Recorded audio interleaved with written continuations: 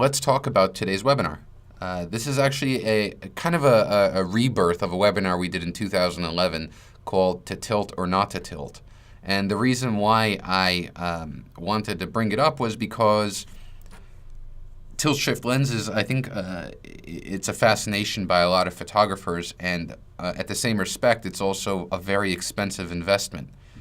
Tilt-shift lenses range from $1,400 all the way to about $2,500, at least on the Canon side. I'm a Canon shooter. Now, to help illustrate tilt-shift lenses and what tilting and shifting actually means, I wanted to show you the 3 lenses that I own and give you an illustration of what tilting and shifting looks like, because I get that question a lot. Now, before we show you what tilting and shifting looks like, we want to talk about what tilting and shifting does. What's the photographic application? Let's start with tilting. Tilting the lens is when you take the front element of the lens, which is right over here, and you physically tilt it so that it's no longer parallel to the sensor of the camera. So imagine your camera is mounted right here. Initially, the sensor is going up and down, and the front element is going up and down, so they're parallel. So light that passes through hits the sensor evenly. When you tilt the lens, you're actually taking the lens and you're tilting it. So you can see the front element tilting so it's no longer parallel. And if I go kind of faster, you can kind of see that motion. This is what a tilt of a lens does. Why do we want to do that? Well, the stylistic reason is when you tilt the lens and you open the aperture to the maximum amount. So in this case, this is an f4 lens. If I open the lens to f4 and I tilt it all the way up here, I'll get what we consider to be, or what's commonly referred to as kind of a miniature world look or a toy model look. And this is especially useful when you're standing above your subject.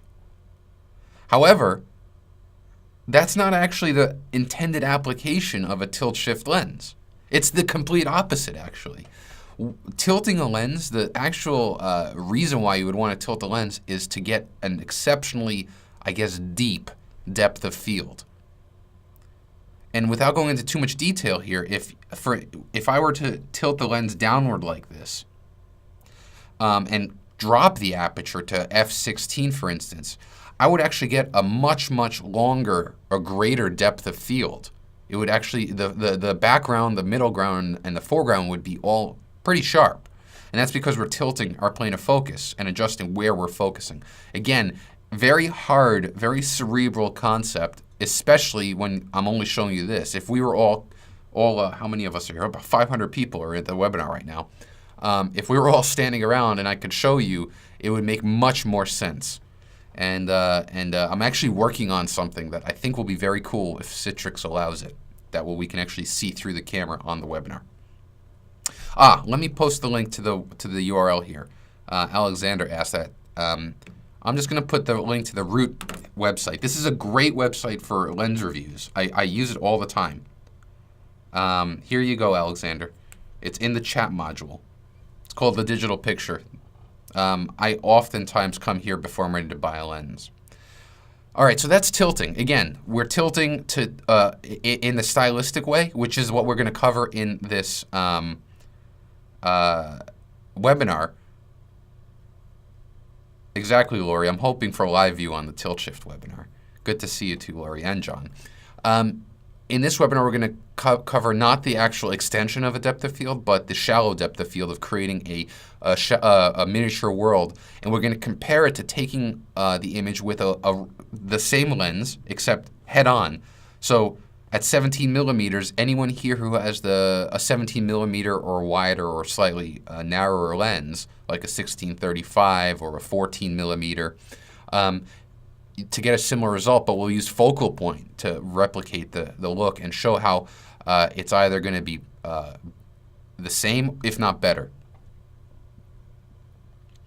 Now, John's asking, can we do the swing where we actually rotate? You can actually swing a lens. It's hard to see that. But the lens can actually rotate.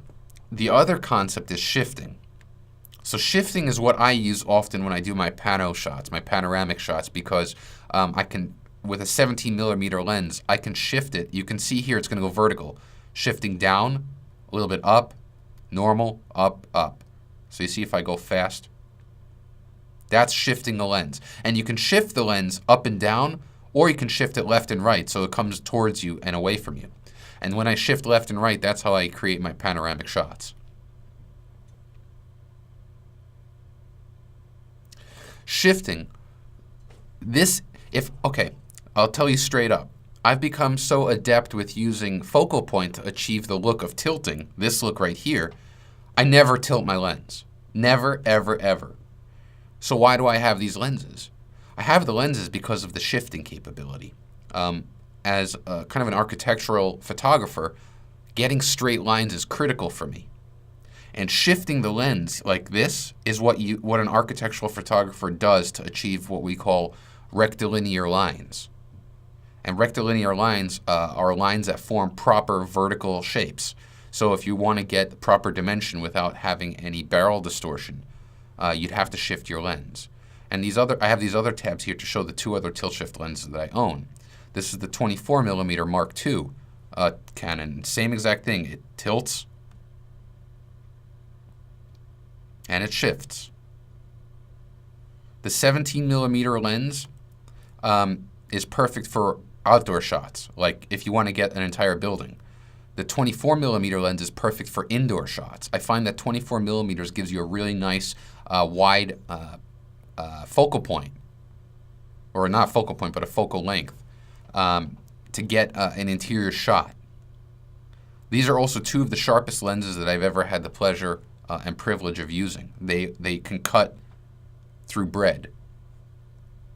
Then there's the 45. And the 45, this is a very old lens, comparatively. The tilt shift, these two tilt shifts were released, I think, about 2 years ago. The 45 is much older, and you can see that we don't have the animations, but you can see the tilting of the lens and the shifting. Exactly, Russell. Russell's saying the shifting is like an old view camera. Absolutely. Absolutely. It's almost like you have it on bellows in a way. So, I wanted to show you this before we actually started working on the images so you have an idea of what I mean. I always feel badly when I can't actually show you when I say, oh, I tilted my lens or I shifted my lens. Now you can see this is tilting. And you can see all you do is you're taking this knob and you're adjusting it. You can see the knob adjusting with the shift, with the tilt. And then same thing with shifting. It's actually very wonderful. It's a wonderful, wonderful thing, except this lens here is $2,500 US. So it's not a cheap lens. That's why I wanted to make this webinar. You know, if you own the suite, you already have a tool that can simulate one of the most desired effects of this lens. So let's actually begin here. I have Lightroom 4. It was released last night by Adobe. And for those of you who are wondering, it works beautifully with the suite. So let's go ahead here. And in each of these, I have 4 images here.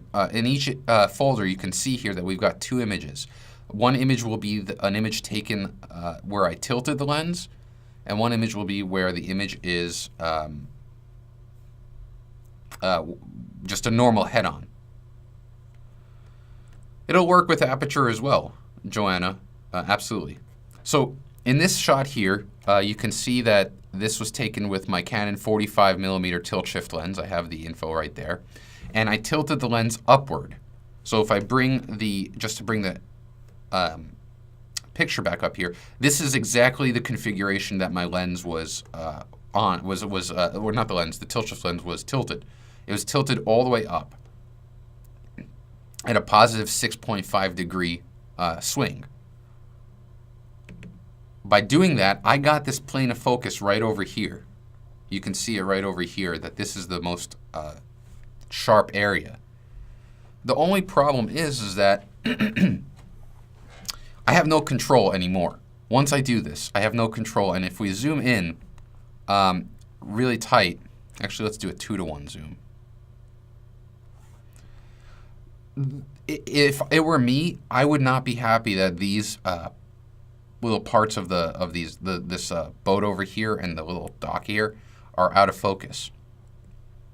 It's just not giving me a happy result. Now this is a tone mapped image. I didn't finish the tone mapping. Normally you could see the traffic here is all ghosted. I would mask in the traffic.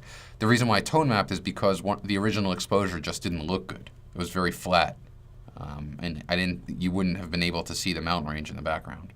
This was taken from OHSU, the Oregon Hospital and State University in Portland, and it's overlooking one of my favorite scenes in Portland.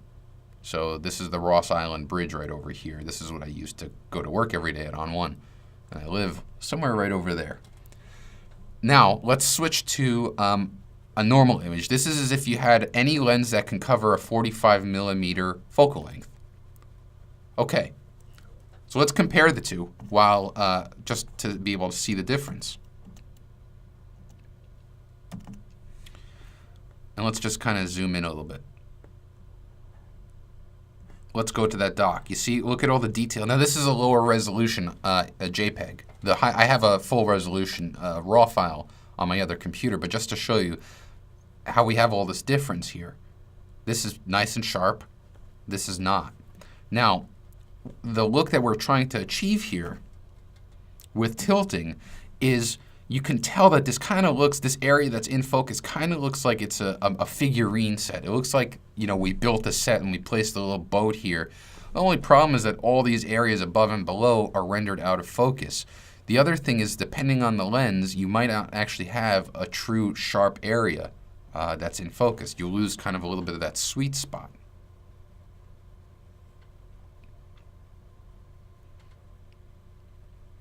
And actually, Lori brings up a really great point. So Lori recently rented the 17 millimeter tilt shift lens from Lens Pro to Go. And all of these tilt shift lenses, this is a really nice point, thank you for reminding me, are manual focus, all of them. No tilt shift lens currently that I know of has autofocus. So that means that you have to manually focus everything. Now I use my live view on the back of my camera to zoom in and focus on. Lori's having some difficulties. The only thing I could suggest, Lori, is to get kind of like a Hoodman loop, which actually magnifies the LCD.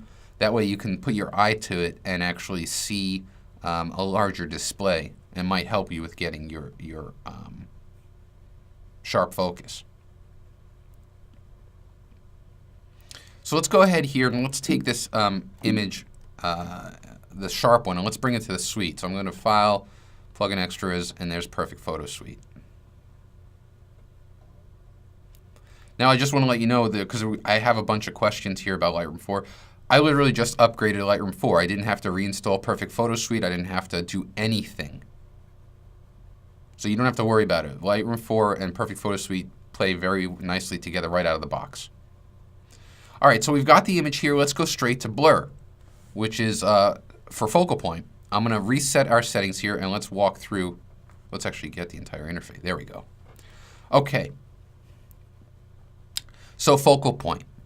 Focal point was built to simulate various things. First, it was built to simulate fast lenses, but we also built it to simulate the tilting of a lens.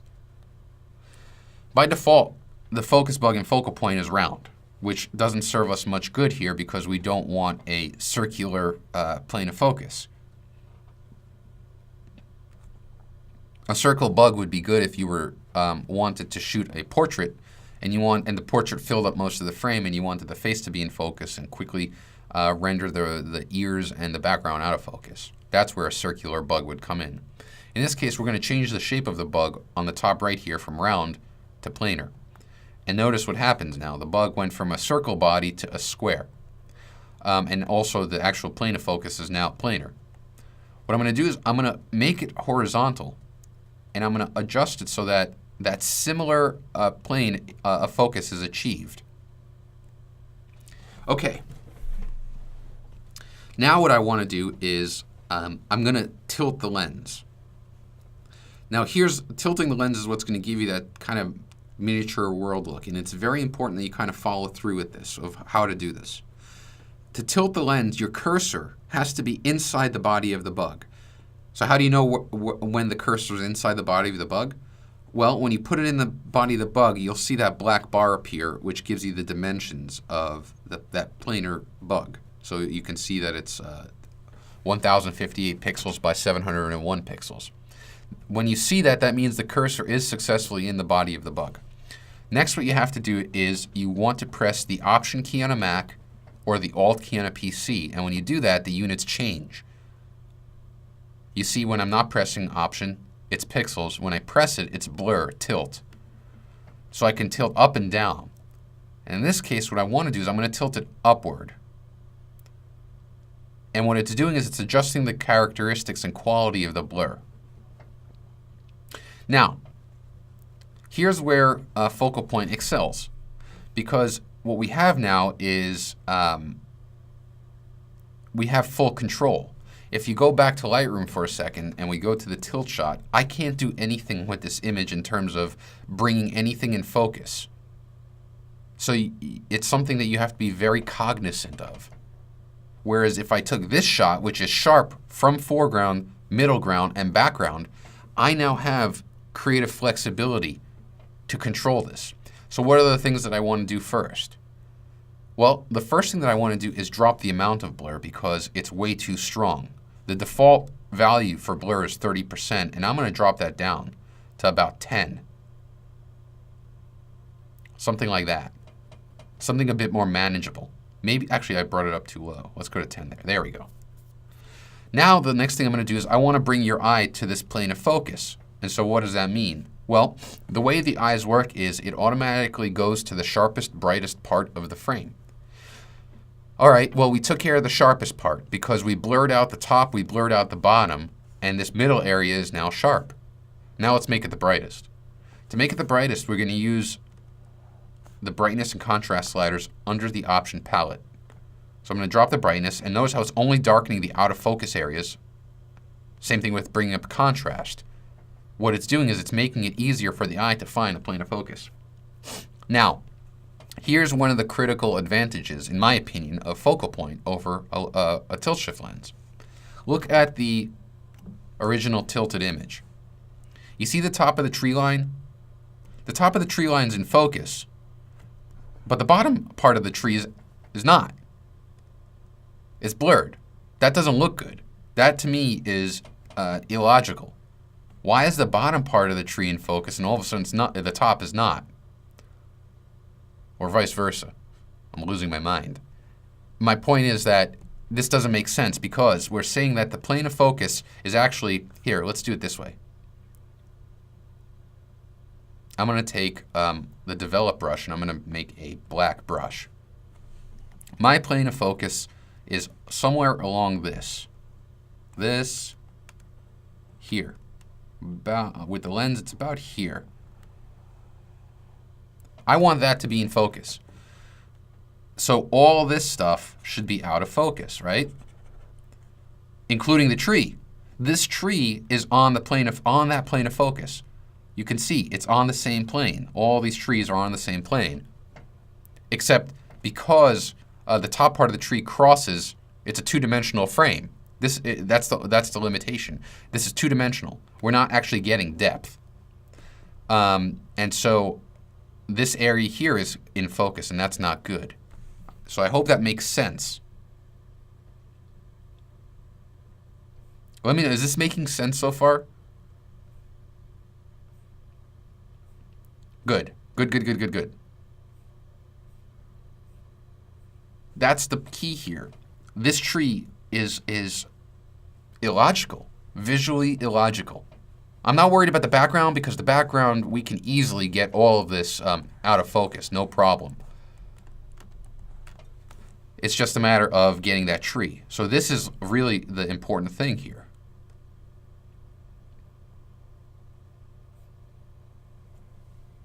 So let's go back to the Perfect Photo Suite and Focal Point and see what we can do. Same thing, we've achieved the exact same result. And someone asked, how do you change the shape of the bug? It's a great question. You can change the shape of the bug by dragging on these solid colored legs. It's the lines with the solid colors at the edges. And you can drag in and out accordingly. You can also reposition it and you can rotate it. What I want to do is I want to create a three-dimensional look. And watch how we're going to achieve that. I'm going to take my masking brush, which is down here at the bottom. It's next to the bug. And I'm going to make sure that under the focus brush palette, I'm set to paint blur. And here is the critical thing. When you're painting blur, you want to make sure that your opacity is like 10%. You want a very, very low opacity because you want the blur to match up. So watch, I'm just going to draw here. And even that's not good. I'm not happy with that. So I'm going to undo and I'm going to drop the opacity down to like 5 or 4. And I'm going to draw on the leaves here.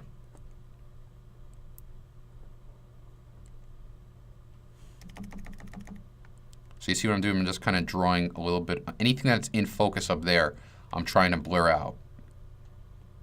And it doesn't have to be perfect.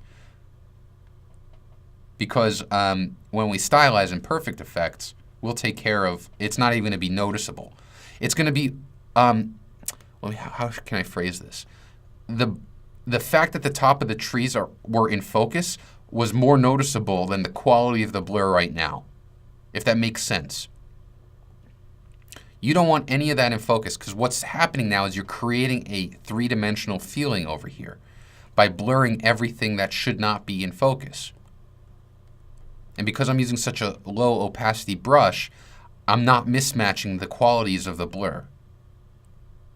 So you might ask, all right, well, what do you mean? I don't understand. What do you mean the mismatching the quality of the blur? Check this out. So we all agree right here this area is blurred, right? Watch what happens if I take the blur brush at 70%. And let's make a big brush, and I brush. Do you see that the blur amount it's not matching up? It's more blurry over here. Or let's just do it over here. You see how that's not matching up? That's what you want if you're gonna paint blur and you want to do it in very tiny increments. So we'll undo that so that the blur matches up.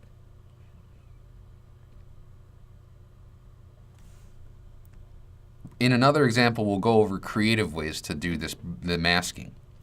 But for now, let's just hit apply. Am I happy? Let me first ask if I'm happy. I need to ask myself if I'm happy with this. I might blur this just a bit more to really drive that three-dimensional feel. That's good. I'm happy with that. Let me just get this little top right there. Okay. Now that we're done with that, I'm going to hit apply. And because we're not looking to stylize right now. What I want to do is achieve a similar look. So now if we go back to, let's delete that brush. Where did my brush go? There it is. Okay. All right, grid. All right, good. So that one and then this one. Let's compare the two. Wait, is that it? No. Where'd my image go?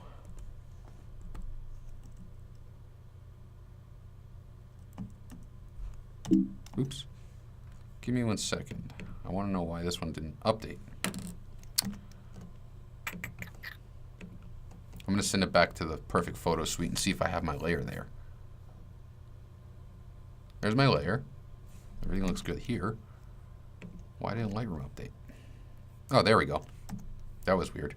All right. We'll compare the two here. All right, so the image on the left is my straight out of camera tilted shot, and the image on the right is the focal point shot. Now notice one of the biggest advantages is the fact that the trees are fully out of focus because they're on the same plane. I also have the nice benefit that if you look on the boat, you can see that along the bottom here it's not sharp. We're zooming in 300%, but the bottom of the boat here is fully sharp. So what you're also ensuring is that you have a much sharper sweet spot, if that makes sense.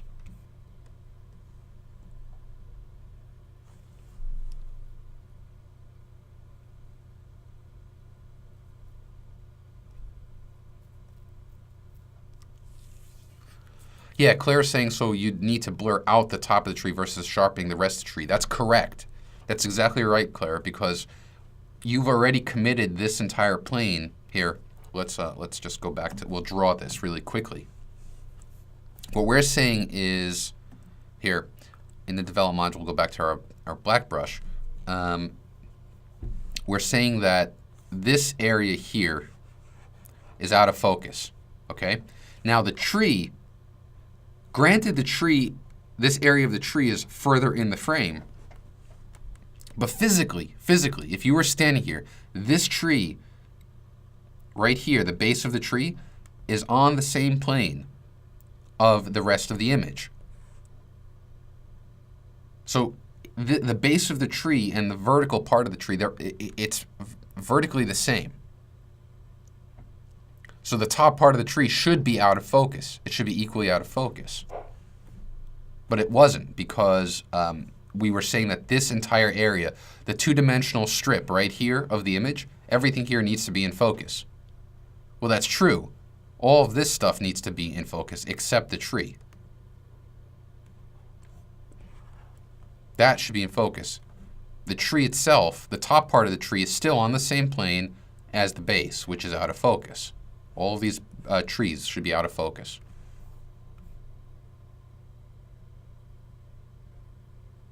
And Mike made the point right now that I'm trying to make for this webinar series. Mike says with a sharp original, you can go back later and move or tweak it. Exactly.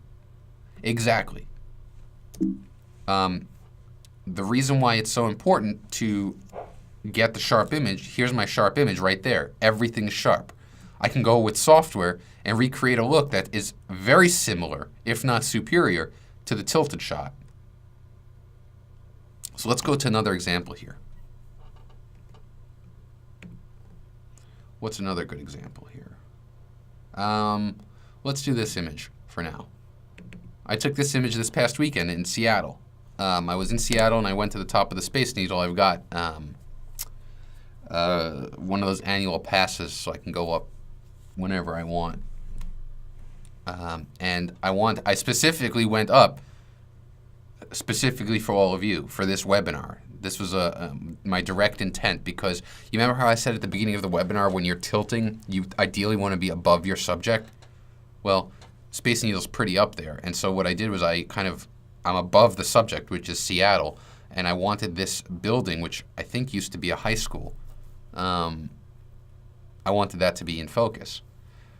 We're experiencing the exact same problem in this image as we did in the previous one. Namely, these antennas here. I don't know if they're antennas or they're just kind of lights, but they're a signature staple of the Seattle skyline. I know that they help for the airport, for SeaTac. Notice how the base of the towers here are in focus, but as you go further up, they're out of focus. That doesn't make sense. Also, you can see here that we're we have this very shallow plane of focus. Now this was taken with my Canon 17mm. Oh no, this was with the 45 too. Wow, that's pretty good. I'm impressed. I thought I took it with the 17. And then here's the same exact lens. All I did was I removed the tilt.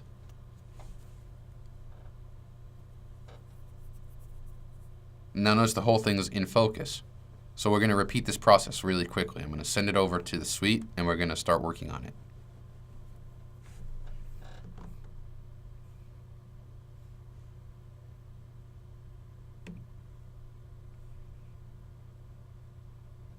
Queen Anne High School. Thank you, Patty. What was my f-stop? Okay, Ronald asks a really great question that I'll address when I get back into Lightroom. So let's go and send this to Blur. And we'll reset our settings just so we could start over. So again, everything's reset to factory. I'm going to take my round bug and I'm going to change it from round to planar. And we're going to put it on that same plane of focus that we had in the original shot here. Bring it down a bit. So I'd say this is about accurate. The next thing we're going to do is we're going to want to tilt the lens. So I'm going to go ahead and tilt it. Let's do it kind of like, let's do it tilted upward. There we go. Again, cursor in the body of the bug, Option key or Alt key, drag up. Now, by default, the 30% blur is way too much. So what I'm going to do is I'm going to drop that blur amount using the amount slider to something, again, around 10%, maybe even 9%. I find that to be kind of more realistic. There we go. I'm also going to narrow my plane of focus a bit. Okay. Next thing we're going to do is we're going to drop that brightness, boost the contrast, so that literally this starts to pop off. And are you starting to see now how this looks like a figurine, like a little toy model, because of how we changed the directionality of the blur?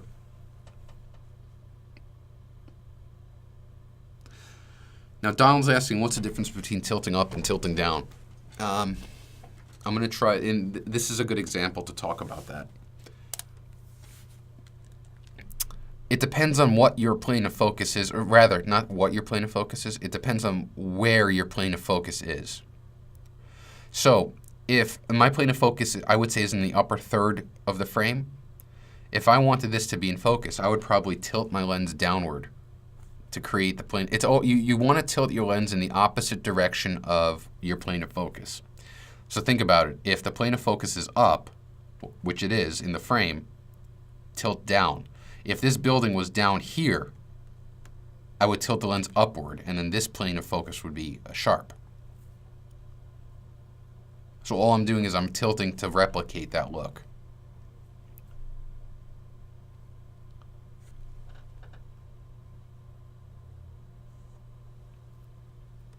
Okay, the next thing we're going to do is I want to create some visual logic here, and so I want to bring this in focus, these beams. Now this is going to be, again, we're going to make sure that with our focus brush, we're set to pane focus.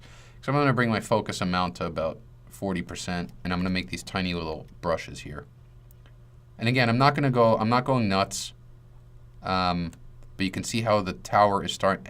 And because I'm not at 100%, I have to brush several times, but that's good because it gives me room to make sure that I'm getting only what I want in focus and not anything else.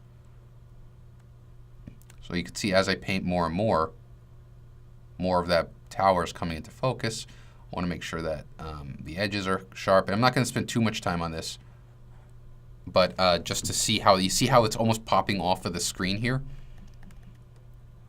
Actually, if all of you were at home with me when I process images for myself, I mean, I'll spend a good amount of time, you know, upwards of 30, 45 minutes just on this area here, just on getting clean masks for focus. Because what you don't want is you don't want to paint focus in the clouds. The clouds are not on the same plane of focus as the tower. And so you can see how we're bringing this, and if you want just to do it quicker, I'll bring it to 100%. So it's kind of dangerous because we're going to get, you see how we're kind of shifting if we zoom in here? See how we're getting the tower in focus, but we're also getting the sky behind it? We can fix that. I'll show you how. So I'm just going to kind of bring this into focus here. And I tell you something, this is where I fall in love all over again with my Wacom tablet, because I could not do this with a mouse.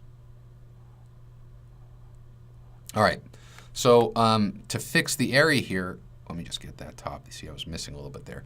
I would change back to blur by clicking on this button right there, and I would bring this down to about 9%, and then I would just kind of ease the edges here until it starts to match. And it will match. See how it's starting to match again? Now this is a very sloppy job. Oops, that was really bad. Let's undo that. But you can see what we're doing here. Yeah, this is really sloppy. But that's okay. It's more to give you the gist of what I'm trying to do here. But you can see how the towers are literally, they look like they're popping off of the screen because they're in focus.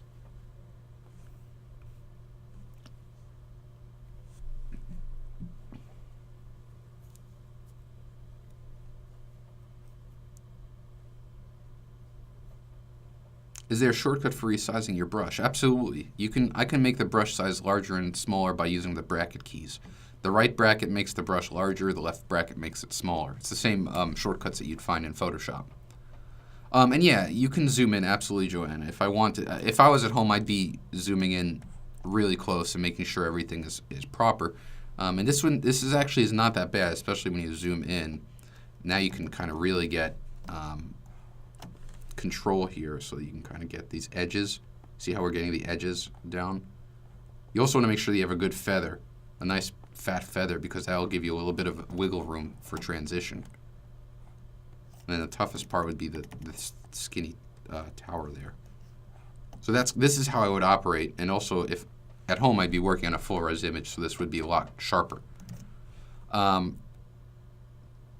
There was a question about could you achieve this result by controlling the f-stop? Paolo asked that, and it's a great question, and this was a question that was asked just before about what was my aperture. If I could make it so that this was sharp by dropping the aperture down to f8, f10. The only problem is if you're working with a tilt shift lens and you drop your aperture, all this area here that you're trying to blur in camera would get sharper. The way that you achieve this look with the tilt shift lens is you really want to open the maximum aperture. So the aperture of a 45mm lens, I think, is 3.5. If I go back to Lightroom right here, we go to this lens. Oh, it's 2.8. So I was shooting at 2.8, which is why I maximized the quality of the blur. And then in this shot here, I was shooting at f10, which gives me a really nice long depth of field. So now let's go ahead and finish things up here. I might drop that brightness a bit more. Actually, no, let's keep it like that. And let's hit apply. The other nice thing is you can have fun with this now. Because watch what we can do. This is actually what I meant to show you. I can take my focus. I could bring it down to about 65%. So I'm painting focus. Okay? And now I can kind of just start brushing in and adjusting how wide that plane of focus is. I can start selecting, like, let's say I want the road. And this is kind of what you start to see with those like insurance commercials. I think it's who is it? Allstate Insurance in the US. They did a commercial where it was basically like this, and just kind of like really smoothly bring stuff in focus. Now this, again, I'm doing an atrocious job, but I want to give you an idea of what we can do. We can kind of, let's say you only want certain things on this plane to be in focus. You can control that. And what you're doing is you're layering your dimensions. So let's say I want this area here. This is great for if you're doing kind of landscape shooting and you want to bring attention to certain areas. This is the way to do it, especially this building right there. I want that to be sharp, and you can always see if you go to show mask what your mask is. And it's under the focus brush right here. It says hide mask now. But when you show the mask, you can see, and you can see how over here, anything that's black is perfectly in focus from the original frame. Anything that's kind of gray is transitioning, and anything that's white is fully out of focus.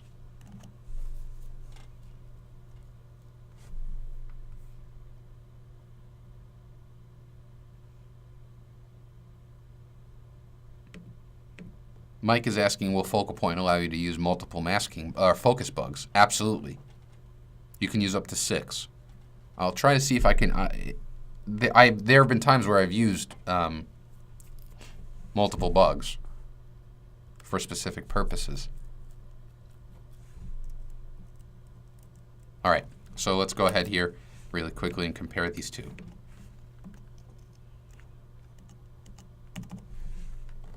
Again, you can see how the towers look really nice and in focus. Let's pretend that I didn't draw this awful line through the road here, but you can see how it's just a lot more pleasing. You're running a little bit of out of focus area at the bottom of this building right here. And again, this is something that you really want. You could say, well, Brian, you're being a bit critical. And I am. No question about it. But in my opinion, in my experience as a photographer, the deal is in the details. And it's important that I have control over everything that I want to do, the overall look. And it's really important that things like the tower, again, I'd have a much cleaner masking job if I had time, but look at the difference.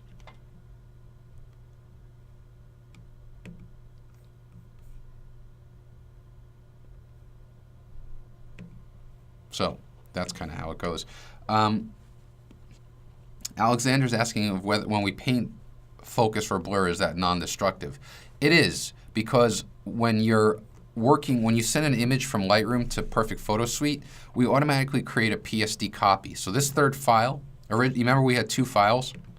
This third file gets created right away. So first of all, that's non-destructive because you're not touching your original image.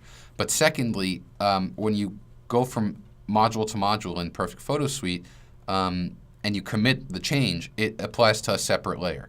So you can always go back and remove the layer or redo the layer. It never actually destroys pixels.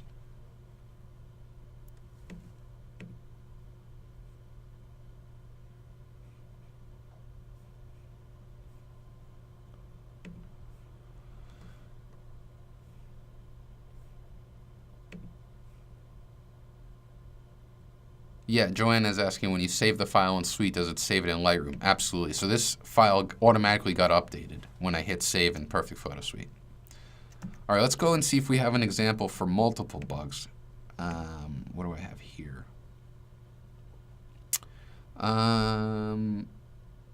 We can do this. Let's see here. So this was an image. Again, this is taken from the same hospital that I mentioned. With this image that I took this image from. I was essentially standing, this is Nicole Young. She's actually doing a time lapse right now, or at the time, and you can see a little surgeon doctor just chatting on his phone. And then this, let's see, this is the tilted shot. So I wanted my plane of focus in this shot to be here. I want that to be in focus, I want this to be out of focus, and I want that to be out of focus. And if we go to the next image, you can see how the whole image is in focus, because I didn't tilt my lens. So let's say I just want, I'm going to see how can I do this with multiple bugs.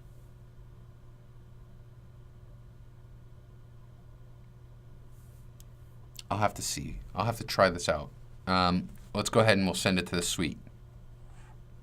First, I'll show you how to recreate the look. This is going to be pretty easy, except I'll show you my problem. Actually, I didn't show you my issue with the original image. Here's my issue with the original image. Again, the trees, the bottom of the trees are in focus. The top of the trees are not in focus. That's very problematic for me. However, I wanted to get the look. And so with a lens, this is your limitation.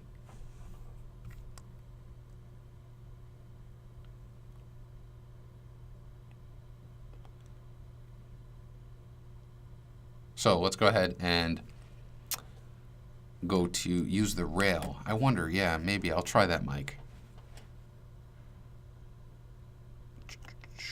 Blur. And let's reset everything. So to reset all your settings in focal point, go to Edit and then go to Reset All. You can also do Option Command Z on a Mac or Alt Control Z. I think it's Control Alt Z to reset. Again, round bug, change the shape from round to planar over here on the top right, and put the plane of focus over here. Next thing we're going to do is we're going to tilt the lens. Again, body cursor in the body of the bug, Option and Alt key, and I'm going to drag upward. Now, as I do that, I'm readjusting the positioning of the bug. So you can see, first of all, right off the bat, how we were able to get a similar look in terms of the tree now is fully in focus. I'll have to fix this area here, and I'm going to blur this area here. First thing I'm going to do is I'm going to drop that amount down because it's way too strong. Oh, okay, so here I have a way of showing you multiple bugs. But first, let's just do the tilt shot.